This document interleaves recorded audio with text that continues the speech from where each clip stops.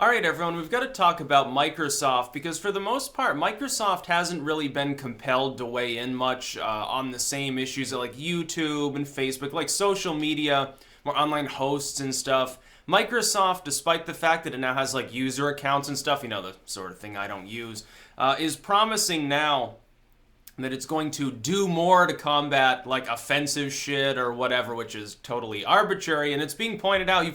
You've seen. In this event and with the last sort of move by some of these, certainly with regards to Facebook, but some of these other things that we've seen, the ACLU and groups like that have begun to get involved, and they're growing more and more wary, really, of the move towards mass censorship and spying by private firms on their users.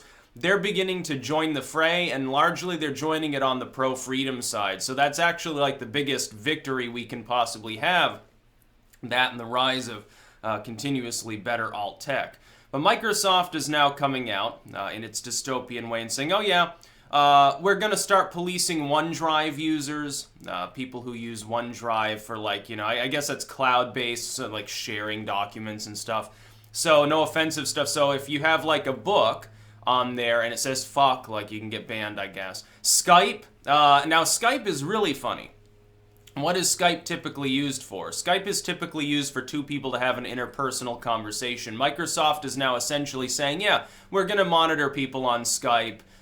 They might ban you for something inappropriate. So in other words, when you're like camming with your girlfriend or something like that, yeah, that's going to be a little bit of a problem. Microsoft will probably ban you from using Skype. Now you can just get a new account, but it's like, it makes absolutely no sense. That is generally used for private correspondence. It's not public.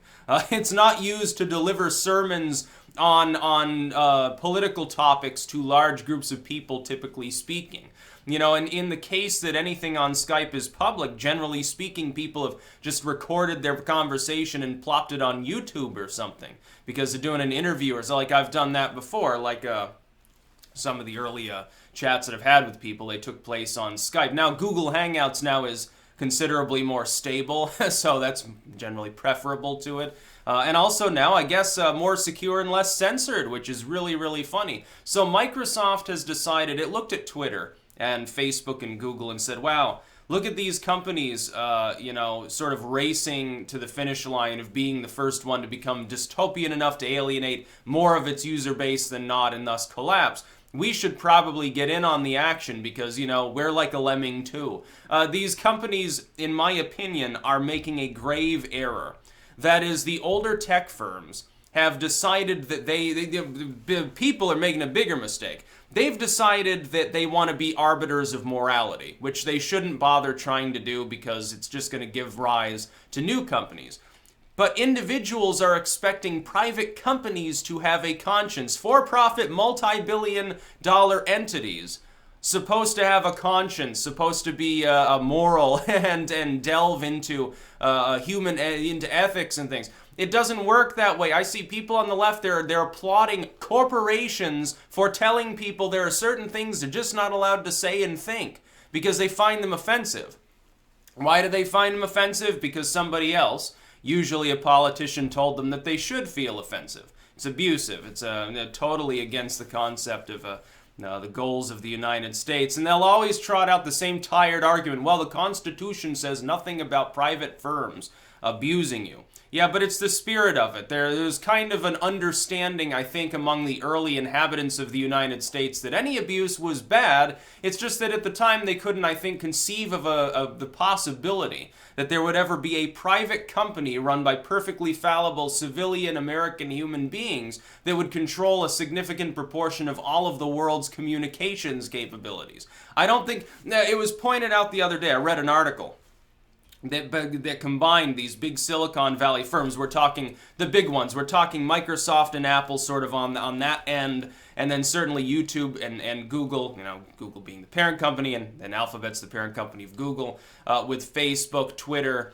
Amazon, some of these other big players that combined the wealth of these very small number of individuals that control these companies, adjusted for inflation, dwarfs any of the Rockefellers and Vanderbilts of the Gilded Age, the robber barons and the big time plutocrats, those dudes who literally, like back then, in the 20s when like money was everywhere. The goal of the rich and famous was to get fat. Like dudes thought it was considered healthy if dudes were portly and women weren't just shapely. They were actually chubby, and that actually was what they thought was great at the time. Then it becomes curvy, and then dudes are supposed to be like lean and or muscular or something. But yeah, that was the concept at the time.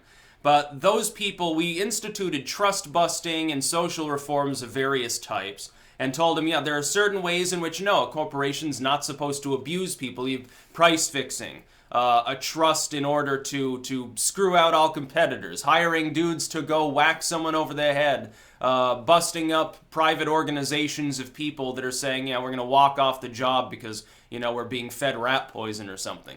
Steps were taken to alleviate the suffering of the vast majority of the working population out from under a handful of people who know they weren't capitalistic. They used capitalism as an excuse. Just like you see right now, capitalism or the private marketplace is being used for an excuse for monopolization. There is no substantial competition for any of these big firms.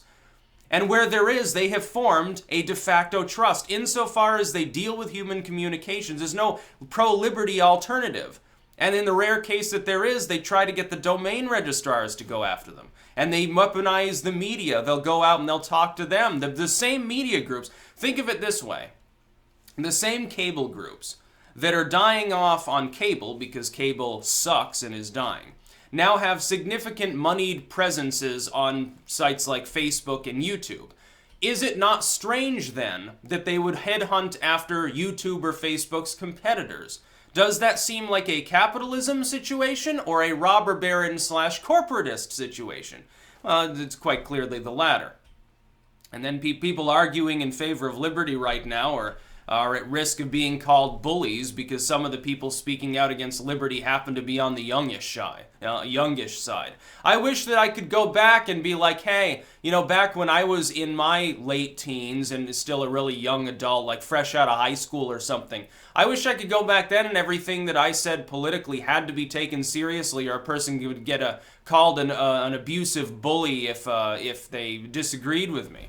Oh, you disagree with me? There's something terribly wrong with you. Look at my age. I'm beyond reproach. Not the way that the world works. These people have been growing up in the wrong safe space. Also, there are plenty of young people who totally disagree with them. Like Gen Z is far and beyond better than the millennials, my generation were, at the same age, with regards to not even trusting establishmentarian authority. But you don't even hear their voices. It's like, oh, you got to hear the voices of the youth. Okay, what about the overwhelming majority of that youth that totally disagrees with this fuckery? You're not going to hear much from them. They're not going to be in front of crowds of people speaking. By the way, it turns out that the march for a removal of liberty sort of bullshit there didn't have 800,000 people at it. It was about 200,000.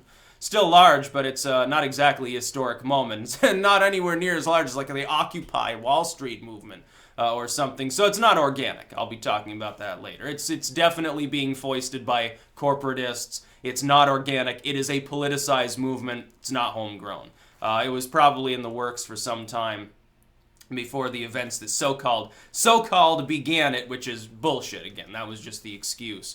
But yeah, Microsoft has decided to join the bad guys. Instead of standing on principle, you know, it would be, if Bill Gates knew what he was doing, he would say, hey, he would come out with a press release saying, Microsoft is opposed to censorship. We want people to use our products. They need to be able to speak freely. We're Americana. I don't agree with this sort of foreign censorship stuff that I see trickling into the tech world. It's a problem. Yeah, but if, you know, we're not going to spy on you. No, with Windows 10, it was a little hard to make that argument maybe, but we're not interested in spying on our users and abusing them. We're going to be moving in a more pro-freedom direction because we're worried about what's happening. We're worried it'll metastasize. Eventually, it's going to come back and kick our ass through sort of the law of attraction. Eventually, the censorship where these sites are promulgating is going to destroy them. Then they're going to be the underdogs. They're going to be the ones getting abused. That's always, by the way it works. Always is. Whenever you argue in favor of the reduction of liberty, privacy, freedom, anything like that, you will heap unto yourself abuse. It's sort of like the warmongers set themselves up with the Cold War in a situation where then they were at hazard for all dying. Well, yeah, because they were warmongers. The arguments that they were making, the gung-ho let's bomb them arguments, turned around and bit them in the ass and ripped apart the fabric of their entire reality. What do you think is going to happen with censorship and with surveillance? It's going to affect these companies. Eventually, they're going to get screwed as well. And then just think, a lot of these people leading these companies have kids. Well, you're going to leave your kids a shittier world because of your actions. Maybe some of you dimly understand that and are just too cowardly to take a stand against opportunism. That's about all. Peace out.